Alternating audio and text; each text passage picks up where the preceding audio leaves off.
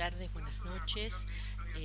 Yo les voy a hablar de la actualización de los tratamientos para los pacientes pediátricos con diagnóstico de hemofilia. Por empezar,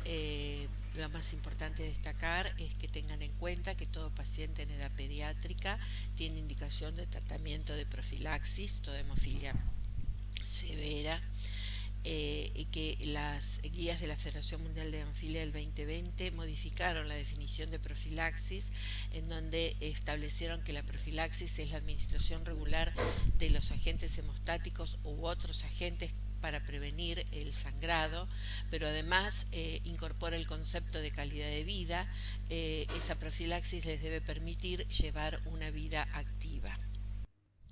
Entonces las guías de la Federación Mundial nos recomiendan que todo paciente pediátrico con hemofilia A o B severa o grave tiene indicación de iniciar profilaxis temprana, idealmente antes de los 3 años de vida o antes o después de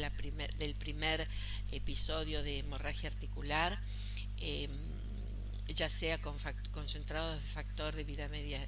estándar o de vida media extendida u otros agentes hemostáticos que vamos a ver más adelante, con el objetivo de prevenir el inicio o el desarrollo de la enfermedad articular.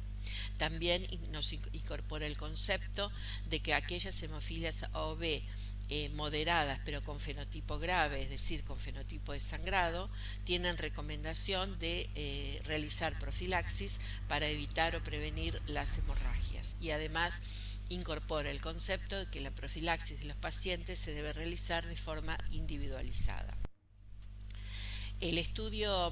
de estado articular realizado por Marilyn Manco Johnson y que fue publicado en los años 80, que comparó el estado articular de los pacientes a los 6 años de vida, comparando los pacientes que habían iniciado una profilaxis temprana, es decir, alrededor del año de vida, versus los pacientes que hacían profilaxis a demanda o profilaxis tardía,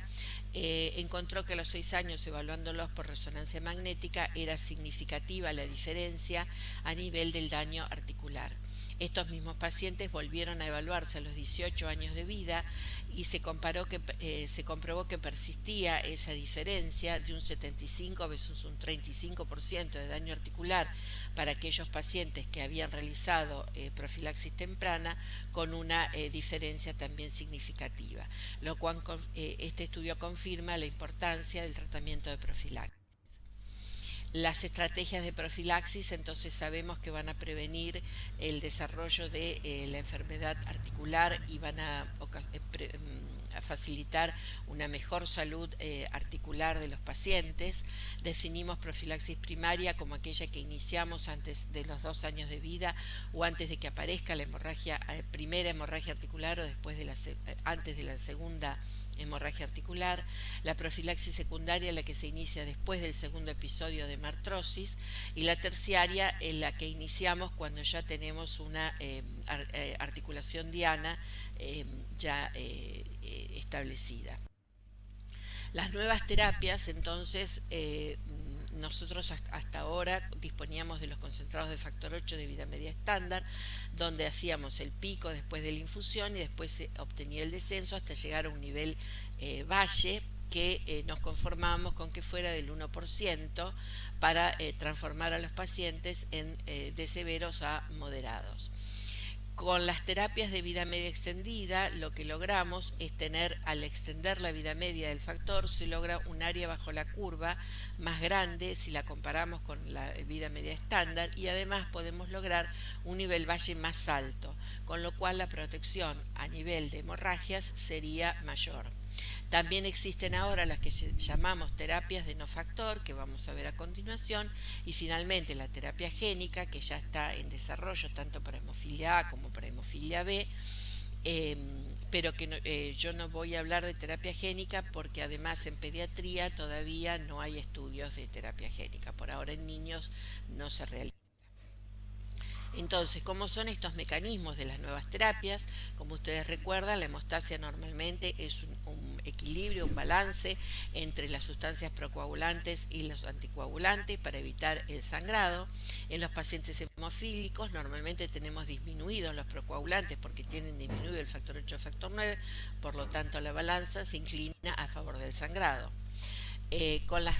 nuevas terapias como el emicizumab, que es una molécula que mimetiza al factor 8, aporta o mejoraría la parte procoagulante, por lo tanto tendemos al equilibrio de la balanza y tener menos sangrado. Y también está en desarrollo aquellas terapias que son contra los anticoagulantes fisiológicos, como son el fitusiran, que es inhibe a la antitromina 3. Los pacientes se manejan con porcentajes de proteína 3 que oscilan entre el 20 y el 35% y se logran disminuir significativamente los sangrados, o los inhibidores del factor tisular, los inhibidores del TFPI, que es el inhibidor del factor tisular, que también están muy avanzados en su investigación y que logran disminuir el sangrado. ¿Qué significan factores de vida media extendida? Hasta el momento las formas de extender la vida media de los factores es a través de estas tres métodos, que son el agregado de polietilenglicol, o sea, lo que llamamos sustancias pegiladas. Aquí es importante destacar que es importante el peso de la pegilación. Se recomienda, sobre todo en pediatría, que sean inferiores a los 40 kilodaltons por el riesgo de acumulación que podemos tener a largo plazo de la sustancia pegilada, aunque hasta el momento no hay estudios que hayan demostrado severidad en cuanto a esto. La estrategia de fusión con la fracción FC de la inmunoglobulina o la estrategia de fusión con la albúmina aprovechando la vida media de la albúmina. ¿Qué significa o qué define un factor con una vida media extendida? Que sea un factor diseñado con una tecnología específicamente para extender su vida media, demostrar que tenemos una mayor área bajo la curva cuando la comparamos con el factor 8 estándar, y que logramos prolongar la vida media en un ratio superior o igual a 1.3. Estos son los factores 8 de vida media estándar que disponemos en la Argentina. Tenemos plasmáticos y recombinantes. Respecto a los plasmáticos, lo que es importante destacar es que son sometidos a doble inactivación viral y que en los últimos 20 años no se han descrito enfermedades infecciosas asociadas al uso de factores plasmáticos, y los recombinantes, que en la actualidad son recombinantes de tercera y cuarta generación, significa de tercera generación en adelante, que no tienen en su proceso de manufactura ninguna proteína de origen animal o humana a lo largo de su, ni en el cultivo celular ni en su purificación, y por lo tanto son productos considerados seguros desde el punto de vista de transmisión viral. Finalmente, los factores 8 recombinantes de vida media extendida, el que disponemos en la Argentina. Por el momento en la Argentina tenemos disponibles los dos primeros, los otros también ya se usan en el primer mundo. Como verán, usan estrategias de pegilación o de unión FC, y logran una vida media que oscila entre las 14 y 19 horas en su prolongación de la vida media. Con respecto al factor 9, también tenemos factor 9 plasmático recombinante, y también contamos en la Argentina con los tres factores de vida media extendida de factor 9, que usan las tres estrategias, unión FC, pegilación y albúmina, y que lo que permiten es, al prolongar la vida media del factor 9 entre 80 y 100 horas, extender el tiempo de profilaxis del paciente, la frecuencia de administración del paciente de 2 veces por semana, como hacemos con los factores de vida media estándar. Podemos llegar a hacer profilaxis una vez por semana, cada 10 días o cada 15 días, con lo cual mejora mucho o se simplifica mucho su administración en los pacientes, porque todos estos productos son de uso endovenoso. También hay que tener en cuenta, tanto para el factor 8 como el factor 9, el método de monitoreo de laboratorio, ya que estos productos de vida media extendida, algunos necesitan ser monitoreados con el método cromogénico y no se pueden valorar o cuantificar por el tiempo tiempo de una etapa coagulométrico. Entonces, con todos estos datos nosotros tenemos que tener presente, y como nos decía la Federación Mundial, que la profilaxis de los niños tiene que ser una profilaxis individualizada. ¿Qué significa esto? Que no es que yo le doy a todos la misma dosis y la misma frecuencia de administración, sino que yo tengo que adaptar dosis y frecuencia de administración de acuerdo a cada paciente, teniendo en cuenta el nivel de factor que tiene, el fenotipo, si es un fenotipo sangrante o no, cuál es el estado articular del paciente, si ya tiene o no una articulación blanco. Nos ayuda mucho en establecer esta profilaxis los estudios de farmacocinética para establecer cuál es la vida media que ese paciente tiene de ese factor, ya que no es igual en todos los pacientes.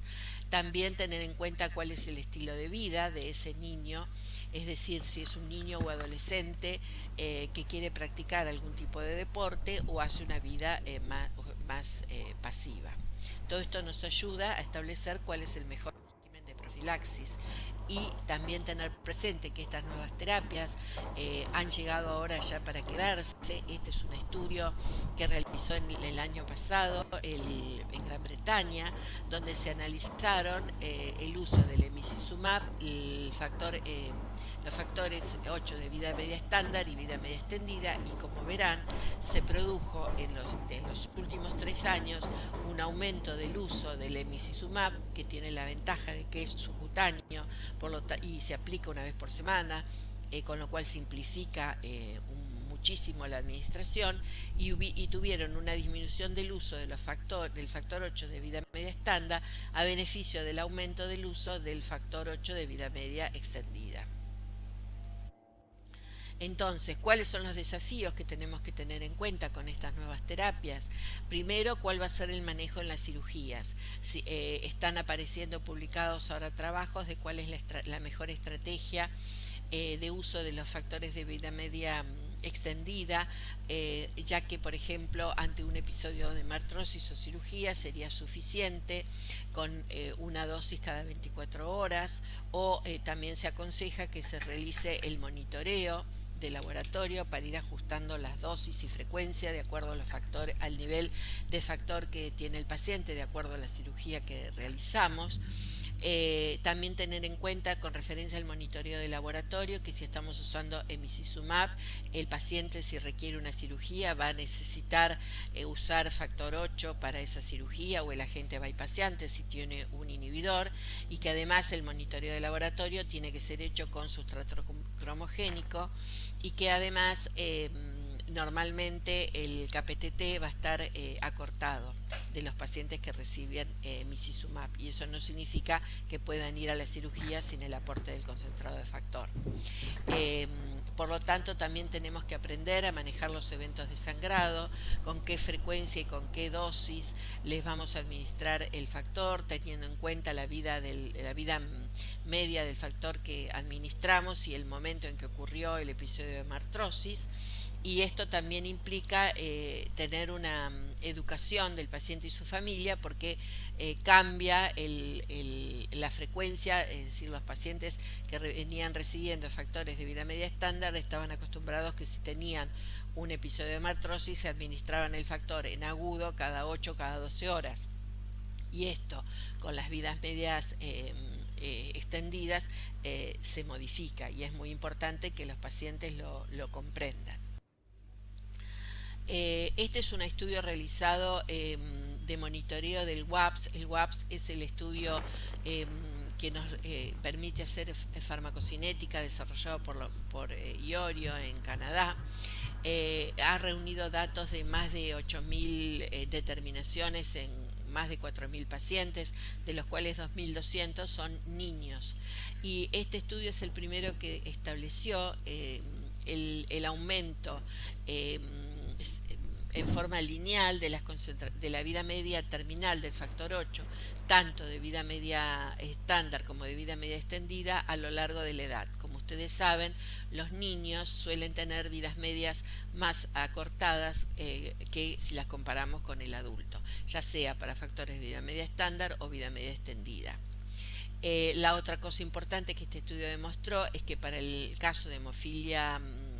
A, o sea, para el factor 8, es muy importante la determinación del grupo 0 porque observaron que los pacientes de grupo 0 tenían por lo menos una disminución de 2 horas en cuanto a la vida media comparado con los pacientes que tenían otros grupos de factor. Y este mismo estudio de farmacocinética en pediatría también demostró que para factor 9, si bien tanto de vida media estándar como de vida media extendida, el factor 9 también hay diferencias entre el niño y los adultos, pero que después de los 30 años aumenta significativamente sus concentraciones. Con respecto al emicizumab, que entonces es un mimético del factor 8, es un anticuerpo monoclonal biespecífico que actúa de puente entre el factor 8 y el factor 10, mimetizando la función del factor 9. En cuanto a pediatría, en lo que nosotros llamamos PAPS, o sea, pacientes previamente no tratados, hay en la actualidad estos estudios en curso que tratan de responder preguntas tales como si el paciente que recibe emicizumab desde la edad temprana de la vida, antes de los 3 años, requiere o no del uso asociado de factor 8 para ser tolerizado, porque recuerden que dijimos que si tienen un episodio de sangrado tienen que ser tratados con factor 8, entonces al ser expuestos al factor 8 van a tener el mismo riesgo de aparición de inhibidor, pero se calcula que los pacientes que están recibiendo emicizumab como profilaxis desde edades tempranas demorarían la aparición del inhibidor en aproximadamente 12 años. Pero bueno, están estos estudios en desarrollo. También se trata de establecer cuál es el estado, la salud articular de estos pacientes con el uso de emicizumab a largo plazo. Este es un algoritmo de tratamiento muy interesante que nos propone Guillaume para los pacientes previamente no tratados. Él establece que los pacientes previamente no tratados menores de 9 meses de vida y que requieren de un inicio de profilaxis porque han tenido algún episodio hemorrágico severo, como puede ser una hemorragia intracraniana, deben iniciar tratamiento con emicizumab. ¿Por qué? Porque es subcutáneo, se administra una vez por semana y por lo tanto es de mucho más fácil administración, porque si no hasta ahora en los niños que requerían profilaxis antes de los 9 meses de vida teníamos que colocarle un portacat porque los concentrados son de administración endovenosa y es muy difícil tener vías. Entonces la posibilidad de administrar una medicación efectiva como profilaxis que sea subcutánea realmente es una ventaja. Para aquellos pacientes que no inician profilaxis antes de los 9 meses, ahí establece que si van a establecer profilaxis con concentrados de factor 8, o sea de vida media estándar o vida media extendida, o van a iniciar profilaxis con emicizumab. Recordemos que para los factores de vida media estándar se establece que el riesgo de desarrollo inhibidor en los primeros 20 días de exposición es alrededor del 20-30% y todavía no hay estudios, no están publicados los resultados de los estudios en desarrollo para determinar la incidencia de inhibidor con los factores de vida media extendida, pero se estipula que probablemente sea muy similar y que esté alrededor del 20%, entre el 20 y el 30%. Por lo tanto, tengamos en cuenta que estos pacientes pueden desarrollar inhibidor. Con respecto a los pacientes que inician profilaxis con emicizumab, es importante que establecer si es necesario o no iniciar una terapia de tolerización administrando simultáneamente con el emicizumab factor 8, aunque sea pequeñas dosis 2 veces por semana, para tolerizar al paciente y prevenir la aparición del inhibidor. Y por supuesto la ventaja que tiene el emicizumab es que al ser subcutáneo y son niños pequeños, evitamos el requerimiento del acceso endovenoso o tener que poner un catéter central. Entonces, para concluir, tenemos que tener en cuenta que los pacientes pediátricos con hemofilia requieren de un enfoque reflexivo sobre cuándo es el momento ideal para iniciar la profilaxis y con qué producto iniciarla. tener en cuenta la elección del producto y el inicio de la profilaxis, tener en cuenta la edad, los días de exposición del paciente y el acceso venoso que vamos a requerir. Eh, Tener en cuenta que disponemos de una gran variedad de concentrados de factor de vida media estándar, vida media extendida y el emicizumab, que está aprobado para su uso en pediatría. Los productos de vida media extendida nos van a permitir mejorar probablemente la adherencia al tratamiento por la disminución del número de infusiones endovenosas, pero todavía tenemos sin responder cuál es el porcentaje de inhibidores en los pacientes previamente no tratados. Si bien se sabe que los pacientes previamente tratados que hicieron el switch de vida media estándar a vida media extendida no desarrollaron inhibidores. Y por otro lado, el uso de las nuevas terapias, estas terapias no factor, como el fitucirano, el concizumab, anti-TFPI, están muy avanzadas en su investigación y ya se usan en adultos, pero en pediatría todavía los trial clínicos están en desarrollo.